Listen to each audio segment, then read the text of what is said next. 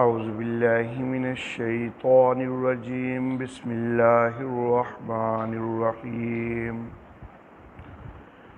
یا ایہا الذین آمنوا لا تتخذوا بطانة من دونکم لا یعلونکم خبالا ودوا ما عنتم قد بدت البغضاء من افواہہم وما تخفی صدورہم اکبر قد بینا لکم الآیات ان کنتم تعقلون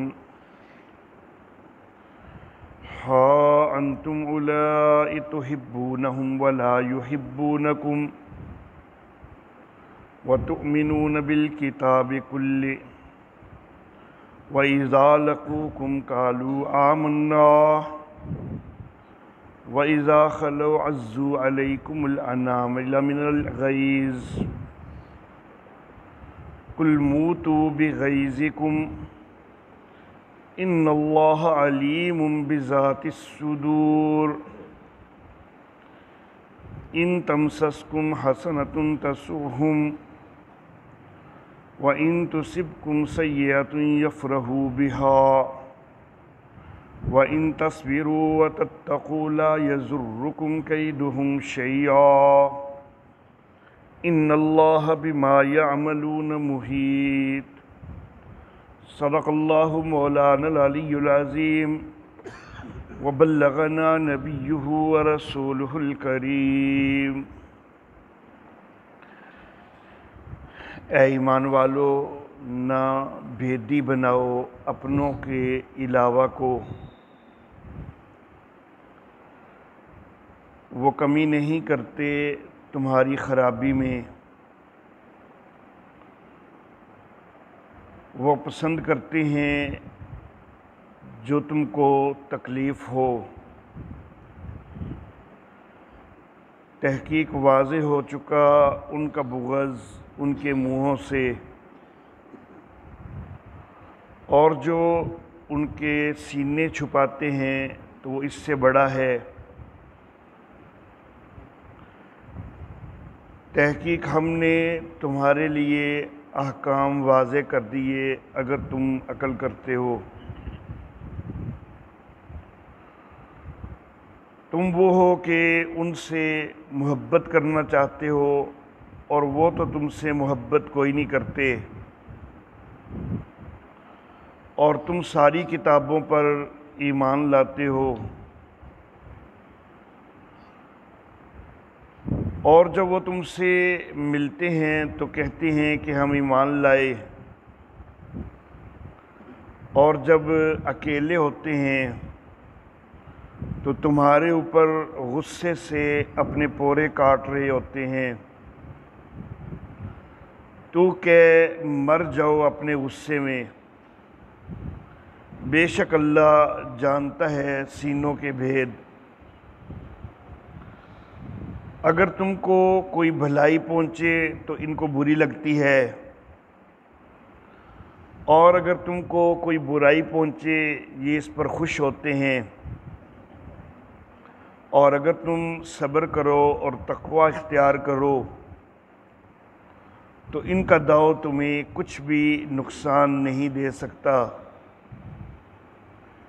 بے شک اللہ جو کچھ وہ کرتے ہیں اس کو گھیرے ہوئے ہے۔ محترم احباب، سورہ آل عمران کا دوسرا حصہ چل رہا ہے، اور میں نے بتلایا تھا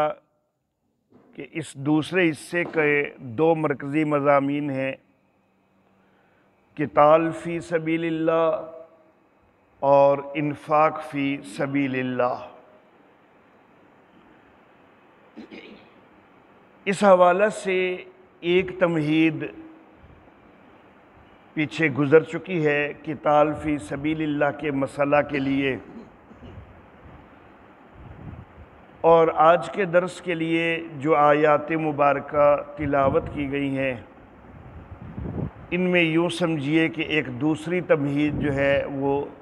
ذکر کی جا رہی ہے قتال فی سبیل اللہ کے مسئلہ کے حوالہ سے۔ ذکر مسلسل اہل کتاب کا چل رہا ہے، اور اللہ رب العزت قتال کی تمہید کے طور پر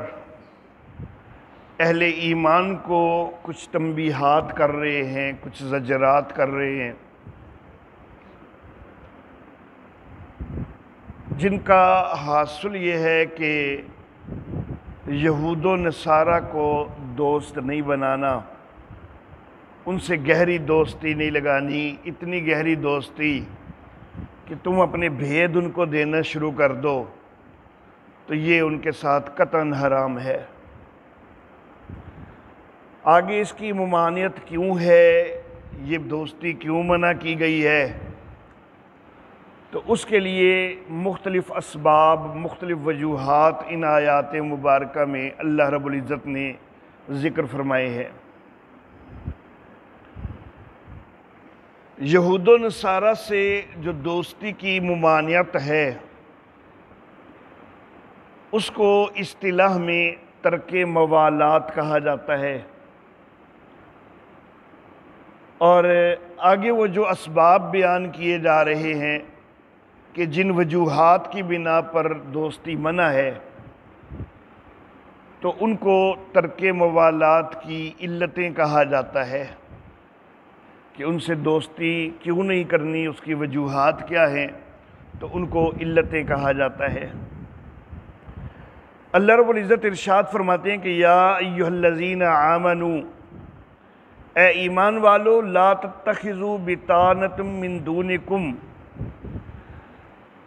اپنوں کے علاوہ بھیدی نہ بناؤ، یعنی یہود و نصارہ جن کا تذکرہ پیچھے چلا آ رہا ہے، اہل کتاب، ان کے ساتھ کوئی ایسی گہری دوستی، ایسی قلبی دوستی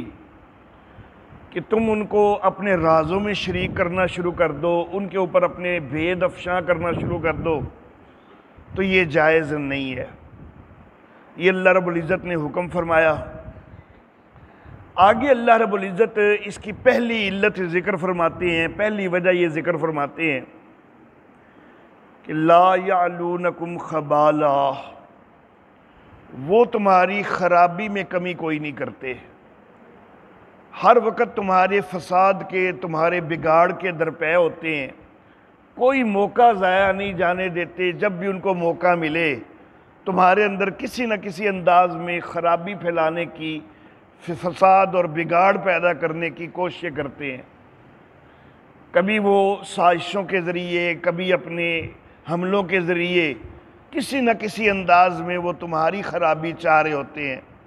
اس کے لیے وہ کوئی موقع ضائع نہیں کرتے، وہ کمی نہیں کرتے تمہاری خرابی میں۔ تو جب وہ تمہاری خرابی میں، تمہارے بگاڑ میں کمی کوئی نہیں کرتے، تو تم آگے ان سے دوستیاں لگاؤ، تم ان سے محبتیں رکھو، تو یہ مناسب نہیں ہے، یہ نہیں ہونا چاہیے۔ یہ پہلی علت اللہ رب العزت نے بیان فرمائی۔ دوسری علت، وَدُّوا مَا عَنِتُّمْ، وہ پسند کرتے ہیں جو تم کو تکلیف پہنچائے، تم کسی تکلیف میں ہو جاؤ، مبتلا ہو جاؤ، کوئی پریشانی تمہارے اوپر آ جائے، خواہ وہ کسی قدرتی آفت کی شکل میں ہے یا کسی دشمن سے مغلوبیت کی شکل میں ہے، کوئی بھی پریشانی تمہارے اوپر آ جائے، اللہ فرماتے ہیں کہ وہ خوش ہوتے ہیں۔ بظاہر بعض اوقات بے شک وہ تمہیں تسلی دیتے بھی نظر آئیں، بظاہر تمہارا تعاون کرتے بھی نظر آئیں، لیکن اللہ رب العزت نے ان کے اندر کی بات بتا دی کہ وَدُّوا مَا عَنِتُّمْ، جب تم تکلیف میں ہوتے ہو وہ اندر سے خوش ہوتے ہیں۔ دو علتیں ہو گئیں، اب تیسری علت، قَدْ بَدَتِ الْبَغْضَاءُ مِنْ أَفْوَاهِهِمْ، ان کا بغض ان کے منہوں سے ظاہر ہو چکا ہے۔ کئی ایسے بیانات دے دیتے ہیں کہ جو اسلام کے خلاف ہیں، جو قرآن حکیم کے خلاف ہیں، جو نبی اکرم صلی اللہ علیہ وآلہ وسلم کے خلاف ہیں، تو ان کی عداوت، ان کا بغض ان کے ان بیانات سے آشکار ہو جاتا ہے، واضح ہو جاتا ہے کہ وہ اندر سے بغض رکھتے ہیں۔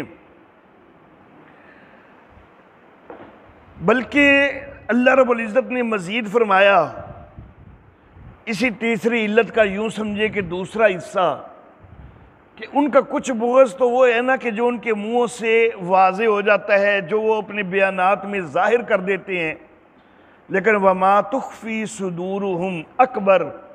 جو ان کے سینے چھپائے بیٹھے ہیں وہ تو اس سے بھی بڑا ہے۔ جو ان کے دلوں کے اندر بغض ہے، اتنا بغض وہ اپنی زبانوں سے ظاہر کوئی نہیں کرتے، کئی مصلحتوں کی بنا پر، کئی حکمتوں کی بنا پر، وہ اپنا بچاؤ بھی تو انہوں نے کرنا ہے، تو کھل کے تمہارے خلاف جتنی ان کے اندر بدباطنی ہے وہ ساری نہیں تمہارے سامنے اڈیلتے، کبھی کبھی کوئی نہ کوئی بات ان کی زبانوں سے نکل آتی ہے جس سے ان کی بدباطنی کا اظہار ہو رہا ہوتا ہے، لیکن جتنا وہ اظہار کرتے ہیں اس سے کہیں زیادہ ان کے اندر جو ہے وہ خباثت بھری ہوئی ہے،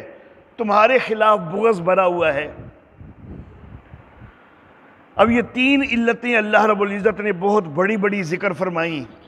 کہ وہ تمہاری خرابی کے اندر کوئی کمی نہیں کرتے، تمہاری تکلیف کے اوپر وہ خوش ہوتے ہیں، اور ان کے منہوں سے بھی ان کا بغض واضح ہے، اور جو ان کے اندر بغض بھرا ہوا ہے تو وہ اس سے بھی زیادہ ہے۔ یہ تین علتیں بیان فرمانے کے بعد اللہ نے فرمایا کہ قد بینا لکم الآیات، ہم نے تمہارے لیے آیتیں واضح کر دی، احکام واضح کر دیے، ہم نے بتلا دیا کہ ان سے دوستی کوئی نہیں کرنی، ہم نے وجوہات بھی ذکر کی کہ کیوں دوستی نہیں کرنی۔ مولانا شبیر احمد عثمانی رحمہ اللہ وہ یہاں پر آیات کا ترجمہ کرتے ہیں پتے، کہ ہم نے تمہیں پتے بتا دیے ہیں، یعنی پتے کی بات بتا دی ہے کہ اندر سے وہ کیسے ہیں، کیا بھرے بیٹھے ہیں آپ اپنے اندر۔ ان کنتم تعقلون، اگر تم عقل کرتے ہو، ہم نے تمہیں ان کی حقیقت سے آشکار کر دیا ہے، تو تمہیں بھی پھر ان کے ساتھ اس طرح گہری دوستیاں نہیں لگانی چاہیے اگر تم عقل کرتے ہو۔ تین علتیں پیچھے بیان ہو چکی، پھر مزید اللہ فرما رہے ہیں، درمیان میں ایک دفعہ تاکید آ گئی کہ دیکھو ہم نے تو آیتیں واضح کر دی ہیں، پتے کی باتیں ہم نے بتا دی ہیں تمہیں، عقل کرو تم۔ اب اللہ رب العزت مزید فرماتے ہیں ہاں انتم اولئک تحبونہم، چوتھی علت، تم وہ ہو کہ تم ان سے محبت رکھتے ہو، محبت کی کوشش کرتے ہو، وَلَا يُحِبُّونَكُمْ، لیکن وہ تو تم سے کوئی محبت کوئی نہیں رکھتے، بظاہر کبھی تمہارا ساتھ دیتے بھی نظر آئیں گے نا تو اندر سے تمہاری جڑیں کھوکھلی کرتے ہوں گے، وہ حقیقت میں تم سے محبت کوئی نہیں رکھتے۔ وَتُؤْمِنُونَ بِالْكِتَابِ كُلِّ، اور تم تو ساری کتابوں پر ایمان رکھتے ہو، تمہارا اندر صاف ہے نا، تو یہ اللہ کا حکم ہے کہ تم نے ساری کتابوں پر ایمان رکھنا ہے، تم اس پر ایمان بھی رکھتے ہو سب پر، اور تمہارا اندر تو اتنا صاف ہے کہ تم تو ان کو بھی بحیثیت انسان ان سے بھی محبت رکھتے ہو، ان سے اچھا سلوک رکھنا چاہتے ہو، لیکن کبھی ان کو بھی دیکھو کہ وہ تمہارے اندر تمہارے ساتھ وہ ایسا سلوک نہیں رکھنا چاہتے، وہ تمہارے ساتھ یہ محبت کوئی نہیں رکھنا چاہتے، ان کا دل تمہارے لیے صاف کوئی نہیں ہے۔ وَإِذَا لَقُوكُمْ قَالُوا آمَنَّا، جس وقت وہ تم سے ملتے ہیں، اب یہ اہل کتاب میں سے کچھ ان لوگوں کا خاص طور پر تذکرہ ہو رہا ہے کہ جو ظاہراً کلمہ پڑھ کے اسلام کی صفوں میں گھس کے اسلام کو نقصان پہنچانے کی کوششیں کر رہے تھے۔ اللہ اللہ، عیسائیت جس وقت عروج کی طرف جا رہی تھی نا، تو پولس نام کا ایک یہودی، تو وہ بظاہر اس نے عیسائیت کو قبول کیا تاکہ عیسائیت کے اندر گھس کے عیسائیت کی جڑیں کھوکھلی کی جائیں، اور اس نے کئی غلط نظریات، کئی غلط عقائد وہ عیسائیت کے اندر شامل کیے۔ اسی طرح اسلام کو جب عروج مل رہا ہے نا، تو ابن سبا نام کا یہودی، تو یہ بظاہر مسلمان ہو کر مسلمانوں کے اندر الٹی سیدھی خرافات، الٹے سیدھے نظریات اور عقائد جو ہے وہ گھسانے کی کوششیں کرنے لگ گیا۔ تو جس وقت تم سے ملتے ہیں قالوا آمنا، تو پھر کہتے ہیں کہ ہم ایمان لے آئے۔ وَإِذَا خَلَوْا، لیکن جب وہ تنہا ہوتے ہیں، جب اکیلے ہوتے ہیں، عَزُّوا عَلَيْكُمُ الْأَنَامِلَ مِنَ الْغَيْظِ،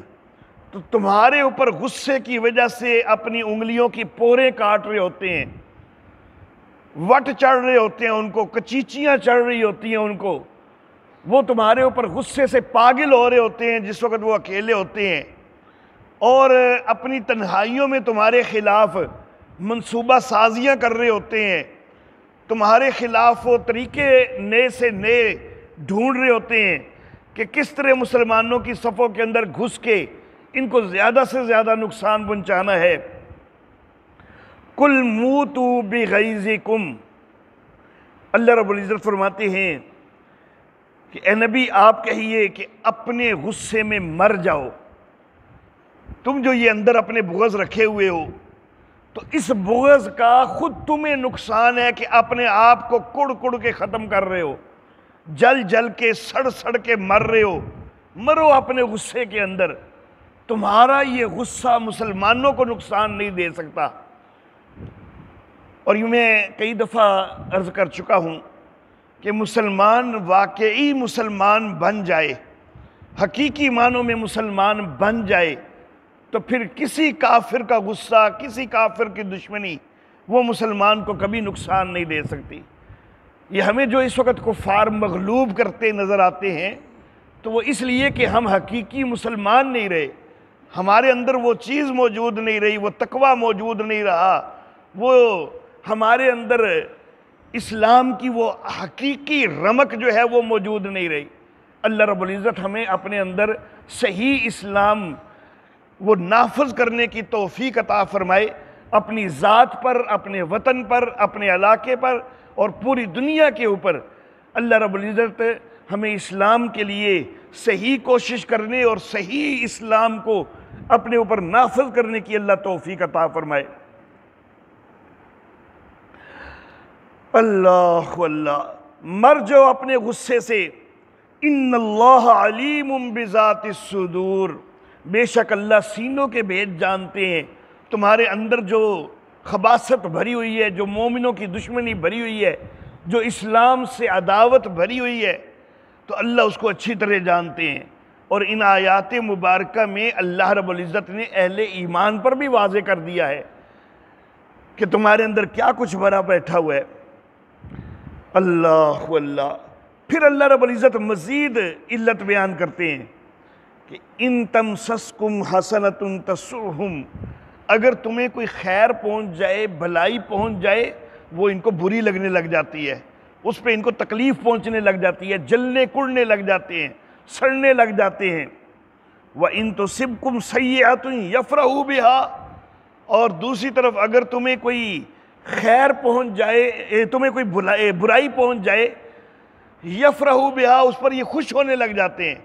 تمہیں کوئی بھلائی اور خیر پہنچے تو ان کو تکلیف ہونی شروع ہو جاتی ہے، ان کو بری لگنے لگ جاتی ہے، اور اگر تمہیں کوئی برائی پہنچ جائے تو اس کے اوپر یہ خوش ہونے لگ جاتے ہیں۔ کبھی تمہارا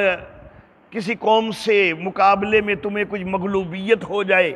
بڑے دلوں میں خوش ہوتے ہیں۔ کبھی تمہارے اوپر کوئی آسمانی آفت ٹوٹ پڑے، بظاہر بے شک امداد بھی کر رہے ہوں گے، اندر سے دل سے خوش ہو رہے ہوں گے۔ اللہ اللہ، تو یہ اللہ رب العزت نے کئی ساری علتیں بیان کی کہ دیکھو یہ ساری وجوہات ہیں، ان کی وجہ سے تمہیں حکم دیا جا رہا ہے کہ ان کو اپنا بھیدی نہیں بنانا، ان سے گہری دوستیاں کوئی نہیں کرنی۔ یہودیت اور عیسائیت ہمیشہ اسلام کے خلاف صف آرا رہی ہے، اور خاص طور پر یہودی جو ہے وہ اسلام کے خلاف زیادہ شدید رہے ہیں ہر دور میں۔ سورۃ المائدہ ہے، آیت نمبر 82، یہ چھٹے سپارے کی آخری آیت ہے، صفحہ نمبر 110۔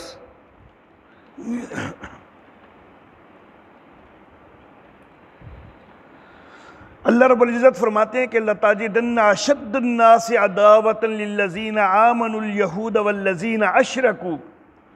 کہ تو لوگوں میں سے دشمنی کے لحاظ سے سب سے زیادہ شدید ایمان والوں کے خلاف کن کو پائے گا؟ یہودیوں کو اور شرک کرنے والوں کو۔ وَلَتَجِدَنَّ أَقْرَبَهُمْ مَوَدَّةً لِلَّذِينَ آمَنُوا الَّذِينَ قَالُوا إِنَّا نَصَارَىٰ، اور اگر کوئی محبت میں تم قریبی دیکھو گے تو ان لوگوں کو دیکھو گے ایمان والوں سے محبت میں قریبی کہ جو یہ کہتے ہیں کہ ہم عیسائی ہیں، ہم نصارہ ہیں، تو ان کے اندر تو تمہارے لیے کچھ نہ کچھ محبت کا جذبہ موجود ہے۔ لیکن یہ جو اللہ نے فرمایا نا کہ وہ محبت میں قریبی ہیں، اس کا یہ مطلب نہیں کہ تم سے کوئی بڑی گہری محبتیں کرتے ہیں۔ وہ اللہ رب العزت نے وہ اس مقام پر جو سارا ذکر کیا ہے جو آج کے درس کا ہمارا حصہ ہے، وہ یہود اور نصارہ دونوں کے متعلق ہے کہ اصل میں وہ بھی اندر سے بغض میں بھرے ہوئے ہیں، یہ بھی، لیکن بہرحال یہود کی نسبت، مشرکین کی نسبت عیسائی بہرحال تمہارے زیادہ قریب ہیں۔ اور یہ تاریخ گواہ ہے کہ عیسائیت میں سے تو بڑے سارے اسلام میں آتے گئے، اور یہ وہ ہیں کہ جن کے متعلق اللہ کہہ رہے ہیں کہ ان کے دلوں میں محبت ہے، تو جو محبت رکھتے گئے تو وہ تو اسلام میں آتے بھی گئے۔ لیکن یہودیت میں سے کوئی مسلمان ہو جائے، شاذ و نادر کوئی واقعہ ہوگا کہ یہودیت میں سے کوئی مسلمان ہو جائے، تو یہودیت جو ہے وہ اسلام کے خلاف وہ زیادہ شدید ہے، عیسائیت اس کی نسبت کم ہے۔ بہت سارے عیسائی جو ہیں تو وہ ایمان بھی قبول کرتے ہیں، لیکن اللہ رب العزت اسی سورہ المائدہ کی آیت نمبر 51 کے اندر فرماتے ہیں، صفحہ نمبر 106، وہاں پر واضح کیا نا کہ عیسائی تمہارے دل سے زیادہ قریب ہے محبت کے لحاظ سے، لیکن یہاں پر ساتھ یہ بھی فرمایا، آیت نمبر 51، یا ایھا الذین آمنوا لا تتخذوا اليہود والنصارى اولیاء، اے ایمان والو نہ یہودیوں کو دوست بنانا ہے نہ عیسائیوں کو دوست بنانا ہے۔ تو یہ وہ جو پیچھے حکم جو آج کے درس کا ہمارا موضوع تھا، تو وہ بھی ان دونوں کے متعلق ہے کہ یہود اور عیسائیوں کو دوست نہیں بنانا۔ بعضهم اولیاء بعض، وہ تو ایک دوسرے کے دوست ہیں، تمہارے وہ پورے دوست کوئی نہیں ہے۔ ٹھیک ہے عیسائی جو ہے وہ کسی حد تک تمہارے قریب ہیں، ان کے اندر کوئی نہ کوئی پھر بھی انسانیت تمہارے لیے موجود ہے۔ یہودی تو انتہائی پرلے درجے پہ پہنچے ہوئے ہیں، عیسائیت کے اندر کچھ نہ کچھ تمہارے لیے خلوص ہے، لیکن اس کے باوجود کوئی وہ اتنا نہیں ہے کہ تم ان سے بھی کوئی گہری دوستیاں شروع کر دو۔ ہیں وہ اندر سے ایک دوسرے کے دوست ہیں، ان کی جو گہری دوستیاں وہ آپس میں ایک دوسرے کے ساتھ ہیں، جو ان کے تعاون ہیں وہ آپس میں ایک دوسرے کے ساتھ ہیں، تمہارے ساتھ کوئی نہیں ہے۔ اللہ اللہ، نبی اکرم صلی اللہ علیہ وآلہ وسلم کے زمانہ میں یہود کی خباثتیں وہ انتہا درجے کی نظر آتی ہیں۔ خاتون، مسلمان خاتون یہودیوں کے بازار میں جاتی ہے، اس کا وہ پردہ ہٹانے کی کوششیں کرتے ہیں، نبی اکرم صلی اللہ علیہ وآلہ وسلم کے اوپر چکی کا پاٹ گرا کر نبی اکرم صلی اللہ علیہ وسلم کو شہید کرنے کی کوشش کرتے ہیں۔ پھر نبی اکرم صلی اللہ علیہ وسلم کو یہودیہ عورت زہر بھی دیتی ہے، اور پھر خاص طور پر غزوہ احزاب کے موقع پر یہودیت نے ایسی سازش کی کہ اگر وہ اس میں کامیاب ہو جاتے تو وہ اپنے طور پر اسلام کو کچلنے کے لیے وہ مکمل پوری کوشش کر چکے ہوئے تھے، جبکہ دوسری طرف عیسائی جو ہیں تو وہ کئی سارے مسلمان ہو گئے، نبی اکرم صلی اللہ علیہ وسلم کو دیکھے بغیر بھی حبشہ کے علاقہ کے اندر بڑے سارے عیسائی مسلمان ہو گئے، نجاشی مسلمان ہو گیا، اس کے ساتھ کئی عیسائی مسلمان ہو گئے۔ تو جو اپنے اندر بدباطنی نہیں رکھتے عیسائی، جو محبت تمہارے ساتھ رکھتے ہیں، تو وہ عیسائی جو ہیں وہ تو پھر ایمان کی طرف بھی آ جاتے ہیں۔ لیکن عیسائیوں کے اندر بھی تمہارے ساتھ دشمنی رکھنے والے، عداوت رکھنے والے، تو وہ یہود ہی کے ساتھی ہیں۔ مسلمانوں کے اوپر صلیبی جنگیں جو ہیں وہ عیسائیوں نے ہی مسلط کیے رکھی ہیں، تو یہ نہیں ہے کہ وہ کوئی بہت گہرے دوست ہیں مسلمانوں کے۔ تو اللہ رب العزت دونوں کے متعلق حکم دے رہے ہیں کہ دونوں کے ساتھ کوئی گہری دوستی نہیں کرنی ہے۔ اب اللہ رب العزت نے جب یہ مختلف علتیں بیان کی کہ یہ ان کے اندر تمہارے خلاف بغض ہے، ان سے بچ کے رہو، ان کے ساتھ دوستیاں نہیں کرنی، یہ اللہ رب العزت نے جب واضح فرمایا تو ظاہر بات ہے کہ ان کا بغض مسلمانوں کے لیے تکلیف دہ ہے، نقصان دہ ہے۔ تو اب اللہ رب العزت اہل ایمان کو تاکید فرماتے ہیں، تلقین فرماتے ہیں کہ جس وقت وہ تمہارے دشمن ہیں، ان کی عداوت، ان کی دشمنی وہ تمہارے لیے نقصان دہ ہے، تو تمہیں کیا کرنا چاہیے؟ اللہ فرماتے ہیں وَإِن تَصْبِرُوا وَتَتَّقُوا لَا يَضُرُّكُمْ كَيْدُهُمْ شَيْئًا۔ ایمان والو، اگر تم صبر کرو اور تقوی اختیار کرو، یہ وہی چیز ہے کہ جس کو میں نے یہ کہا کہ حقیقی مسلمان بن کے دکھاؤ، سچے مسلمان بن کے دکھاؤ۔ لا يَضُرُّكُمْ كَيْدُهُمْ شَيْئًا، تو پھر ان یہودیوں کا، عیسائیوں کا داؤ وہ تمہیں کچھ بھی نقصان نہیں دے سکتا، لیکن شرط یہ ہے کہ تم صبر کرو، تقوی اختیار کرو، اپنے آپ کو حقیقی مسلمان بناؤ، تو پھر ان کا داؤ وہ تمہیں کوئی بھی نقصان نہیں دے سکتا۔ ان اللہ بما یعملون محیط، بے شک جو کچھ وہ کرتے ہیں اللہ اس کو گھیرے ہوئے ہیں، ان کے سارے اعمال سے اللہ باخبر ہیں، ان کے دلوں کے اندر جو بغض بنا ہوا ہے اللہ اس کو اچھی طرح جانتے ہیں۔ اللہ اس کی دنیا کے اندر بھی ان کو سزا دے سکتے ہیں، ان کو ذلیل و رسوا کر سکتے ہیں، اور آخرت میں تو اللہ رب العزت نے ان کو عذاب دینا ہی دینا ہے۔ وآخر دعوانا ان الحمد للہ رب العالمین۔